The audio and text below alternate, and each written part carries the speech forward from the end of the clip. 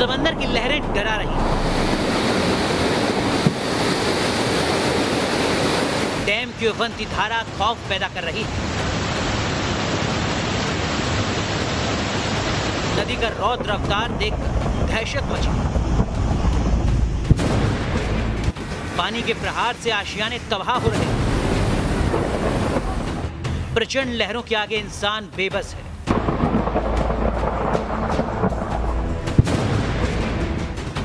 हर तरफ जमीन पर सिर्फ और सिर्फ पानी का कब्जा है। बारिश का ऐसा बवंडर आया है कि सब कुछ ताश के पत्तों की तरह तबाह हो रहा है। बरसात का विकराल रूप देखकर ही सिरहन पैदा हो रही है। हिंदुस्तान में सैलाब से हाहाकार मचा है तो चीन में भी बाढ़ की विनाशकारी लहरें बर्बादी लेकर आई। आज हम आपको दिखाएंगे बाढ़ से मचे हाहाकार की एक एक तस्वीर। आखिर क्यों गुरुग्राम शहर में आ गया समंदर, तो पड़ोसी मुल्क चीन में सैलाब ने बुरा हाल कर दिया। आप बने रहिए न्यूज नेशन के साथ। जी हां, लाख टके की बात में आपने जल तांडव की ये तस्वीरें देखी हैं जो सिर्फ देश नहीं बल्कि दुनिया के बड़े हिस्से में लगातार अपना खौफ बढ़ा रही हैं। सबसे पहले बात करते हैं चीन की, जहां पर इतनी ज्यादा बारिश हुई है, बाढ़ के हालात बने हैं कि 40 साल का रिकॉर्ड टूट चुका है। 200 लोगों की जानें जा चुकी हैं और लाखों लोग बेघर हो चुके हैं।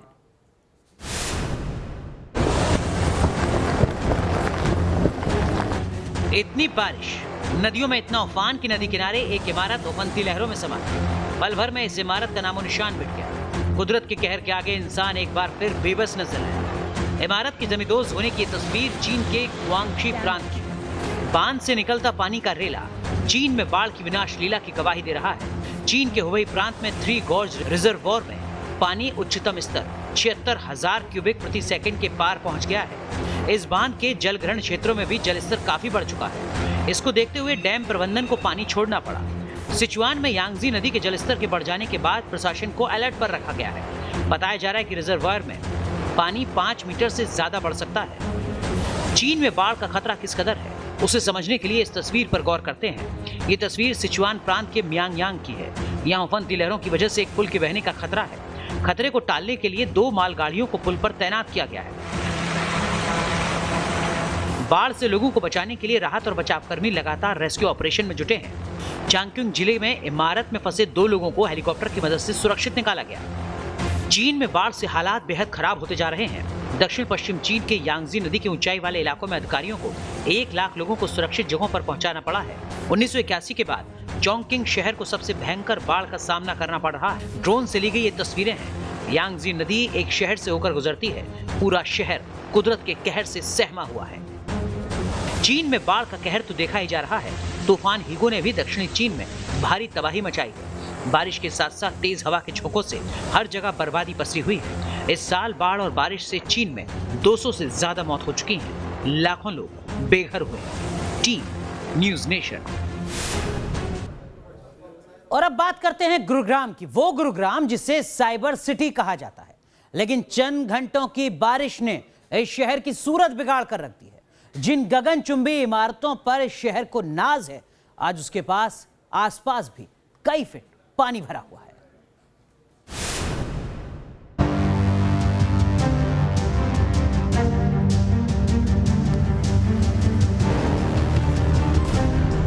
गुरुग्राम की सड़क पर नाव चल रही है।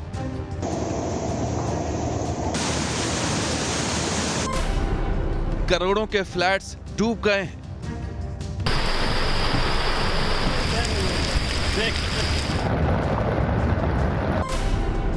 जाएं तो जाएं आखिर कहां? हर तरफ पानी है।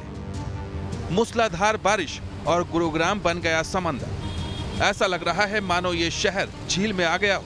चारों तरफ पानी ही पानी है। हालत कल से जुदा नहीं है। देखिए कैसे सड़कों पर नाव चल रही है। इतना ही नहीं, यहाँ के इफ्को चौक पर एक सड़क धंस गई। तकरीबन 10 फीट सड़क धंसने से कई गाड़ियां हादसों का शिकार होते होते बच गई। 2 दिनों से रुक रुक कर यहाँ बारिश हो रही है, जिसने शहर की सूरत बिगाड़ कर रख दी है। 2 दिनों की बारिश ने शहर को कैसे पानी पानी कर दिया, ये तस्वीरें उसकी बानगी है। देखिए करोड़ों की सोसाइटी और फ्लैट भी बारिश के कहर से खुद को बचा नहीं पाए। गुरुग्राम के इन फ्लैट्स की बेसमेंट में पानी जमा हो रहा है। ये तस्वीरें बुधवार की बताई जा रही हैं, जब सोसाइटी में ऐसे हालात बन गए कि मानो सैलाब आ गया हो। इस वक्त हम साइबर सिटी गुरुग्राम में हैं। हालांकि आज सुबह से भी हल्की हल्की बारिश हो रही है। कल भी यहाँ पे बारिश हुई, तो इस बारिश के बाद का आप नज़ारा देख सकते हैं कि जो ये अंडरपास है पूरी तरह से डूब चुका है। यहाँ पे जल निकासी की व्यवस्था जरूर प्रशासन की तरफ से की जा रही है, लेकिन ये सवाल जरूर खड़े होते हैं कि अगर इस तरह के अंडरपास बनाए जाते हैं, करोड़ों रुपए खर्च करके इस तरह के अंडरपास बनते हैं और उसमें अगर जल निकासी की व्यवस्था नहीं होती है, तो ऐसे में इसका जवाबदेह कौन है? सरकार की तरफ से तमाम दावे जरूर किए जाते हैं, लेकिन उन दावों की पोल खोलती हुई ये अंडरपास है। आप देख सकते हैं कि मोटर पंप लगाकर यहाँ से पानी निकालने की कोशिश जरूर की जा रही है। मुसीबत की बारिश ने गुरुग्राम की रफ्तार पर पूरी तरह से ब्रेक लगा दिया है। आज भी गाड़ियां पानी के अंदर रेंग रही हैं। कई जगहों पर पानी इतना जमा है जिससे होकर गाड़ियों को गुजरना पड़ रहा है। जाहिर है, इस तरह की बारिश और शहर के डूबने की इन तस्वीरों ने गुरुग्राम जैसे विकसित शहर के प्रशासन की पोल खोलकर रख दी है। गुरुग्राम से रवि सिसोदिया के साथ टीम न्यूज नेशन। चलिए, तो गुरुग्राम की तस्वीर तो आपने देख ली है। बात करते हैं देश की राजधानी दिल्ली की, जहां 2 दिन से लगातार बारिश हो रही है और उसका नतीजा यह है कि दिल्ली में मानो बाढ़ आ चुकी है। एक बार फिर दिल्ली जाम में फंसी नजर आई। ऐसे में सवाल उठना यहां भी लाजमी है कि दिल्ली की इस समस्या के लिए जिम्मेदार कौन है?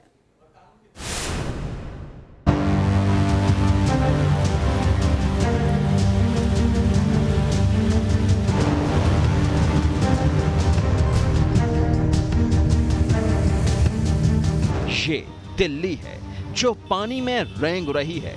एक बार फिर सिस्टम से हार गई दिल्ली। कहीं बाइक आधी डूबी तो कहीं सड़कों पर रेंगती कारें। 2 दिन से हो रही बारिश ने दिल्ली वालों का जीना मुहाल कर दिया है। देखिए बदरपुर के अंडरपास में कैसे एक बाइक सवार फंस गया। ऐसा लगा जैसे ये बाइक किसी तालाब या समंदर में पहुंच गई हो। इस बाइक सवार को बाइक निकालने में बारिश के मौसम में पसीने निकल गए। आईटीओ में भी लोग जाम से हलकान रहे। ये बारिश के बाद क्या नज़ारा है दिल्ली का, आप देख सकते हैं कि ट्रैफिक काफ़ी यहाँ पे देखने को मिल रहा है। हालांकि दिल्ली की और कई जगह हैं जहाँ पे जल भराव की समस्या की बात कही जा रही है। जल भराव कारण काफ़ी जगह से ट्रैफिक डाइवर्ट भी किया गया है। अब देखिए दिल्ली के झंडेवालान की हालत। यहाँ जगह जगह पानी भरने से लोगों को काफी दिक्कतों का सामना करना पड़ा। लोग जल जमाव और जाम से जूझते दिखे। मौसम विभाग की माने तो ये बरसात आगे भी जारी रहेगी। सड़क का नज़ारा देखिए, ऐसा लग रहा है कि सड़क जो है वो दरिया में तब्दील हो गई है। सड़क के ऊपर पानी भरा हुआ है। कुछ ऐसे ही हालात प्रगति मैदान में भी देखने को मिले। यहाँ भी मूसलाधार बारिश की वजह से लोग परेशान दिखे। आप देख सकते हैं ये रिंग रोड है और प्रगति मैदान से पहले ये इतना लंबा जाम लगा हुआ है कि लोगों को काफी देर लग रही है। अभी आईटीओ पहुंचना, आईटीओ के भी पानी में तैरेंगे। दिल्ली में जाम के हालात मोती बाग में भी देखने को मिले, जिससे लोगों को अपनी मंजिल तक पहुंचने में मिनटों का सफर घंटों में तय करना पड़ा। दिल्ली में बदरा बेकाबू है। दिल्ली डूब रही है, जाम में जूझ रही है, लेकिन सरकार और नगर निगम बेबस और लाचार नजर आ रहे हैं।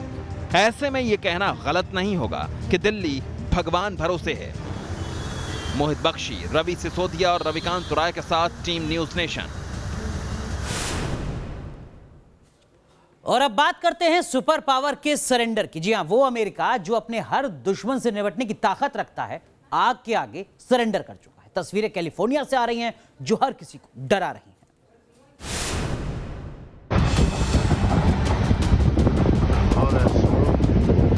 ये धधकती आग मानो सब कुछ जलाकर भस्म कर देगी। आग की ये गगनचुंबी लपटें बेकाबू हो चुकी है। अंगारों से निकलने वाले काले धुएं ने आसमान को अपने आगोश में ले लिया है।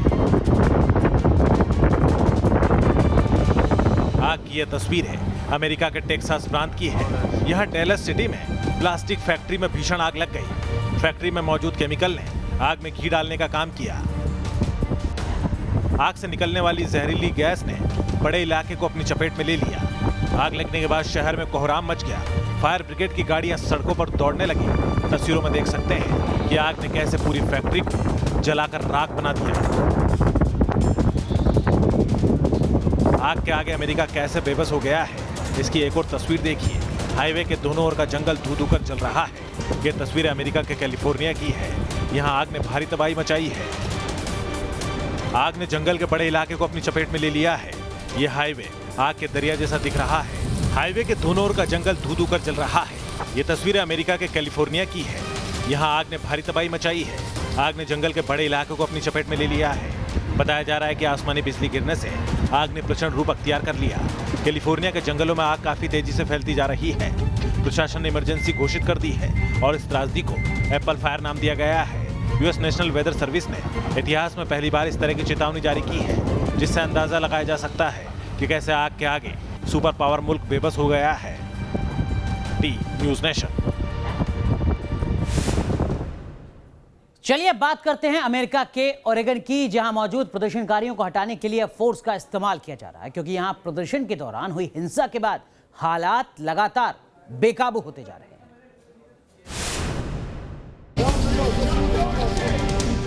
अमेरिका का पोर्टलैंड जल रहा है। भीड़ बर्बर हमला कर रही है।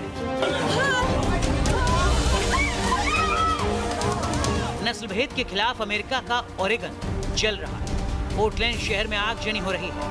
प्रदर्शनकारी सरकारी दफ्तरों को आग के हवाले कर रहे हैं। देखिए कैसे पोर्टलैंड का काउंटी ऑफिस धू-धू कर जल उठा है। इतना ही नहीं, प्रदर्शनकारियों ने छोटे पत्थर, शीशे की बोतल अधिकारियों पर फेंकी। हालात बेकाबू होता देख पुलिस ने दंगा घोषित कर दिया और मौके पर मौजूद प्रदर्शनकारियों को जबरन हटाना शुरू कर दिया। प्रदर्शन के दौरान पथराव में 2 अधिकारी घायल हुए, जिन्हें अस्पताल में भर्ती किया गया। तो वहीं एक श्वेत ड्राइवर पर प्रदर्शनकारी ने हमला किया, जिसका वीडियो वायरल हो रहा है। ये शख्स भीड़ में से अचानक पीछे से आता है और इस शख्स पर ऐसा हमला करता है कि वो अचेत होकर गिर जाता है। इसके बाद आसपास के लोग वहां आते हैं, इस शख्स को देखते हैं। इस घटना के बाद पोर्टलैंड पुलिस ने हमलावर की तलाश शुरू कर दी है। पुलिस ने हमला करने वाले संदिग्ध की पहचान कर ली। आरोप ये भी है कि भीड़ की आड़ में कुछ प्रदर्शनकारी एटॉमिक वेपन से भी लैस थे। हालांकि ये हथियार कौन से थे, ये अब तक साफ नहीं हो पाया है। आपको बता दें कि शुक्रवार रात सैकड़ों लोगों के जमावड़े को गैर कानूनी घोषित कर दिया गया था। कुछ देर बाद भीड़ का गुस्सा भड़क गया। भीड़ को काबू करने के लिए बल प्रयोग किया गया।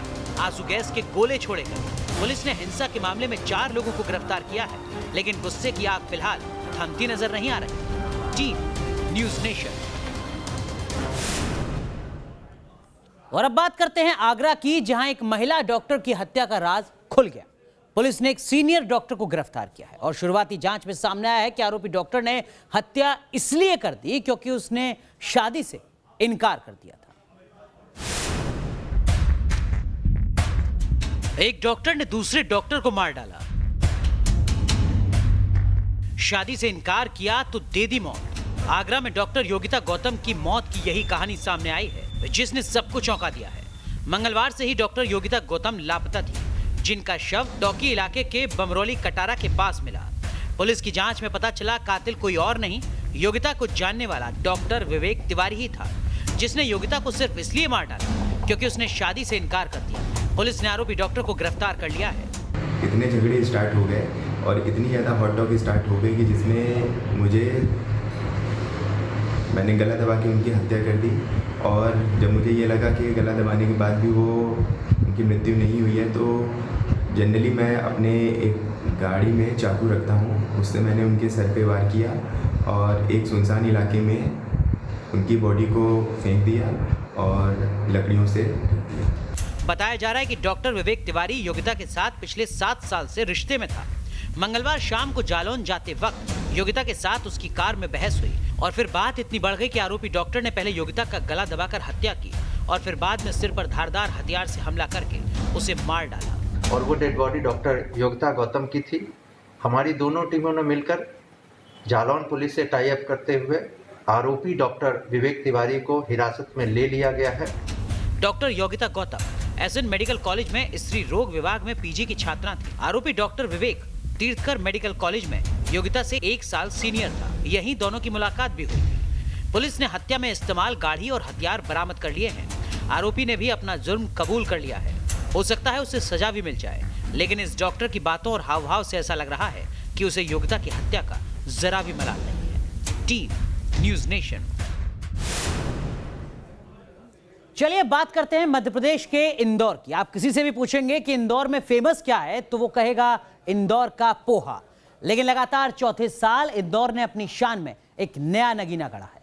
दरअसल इंदौर ने एक बार फिर देश की सबसे क्लीन सिटी का अवार्ड हासिल किया है। सबकी मेहनत का ये फल है, इंदौर नंबर 1 है। राजवाड़ा, छप्पन दुकान, खजराना गणेश,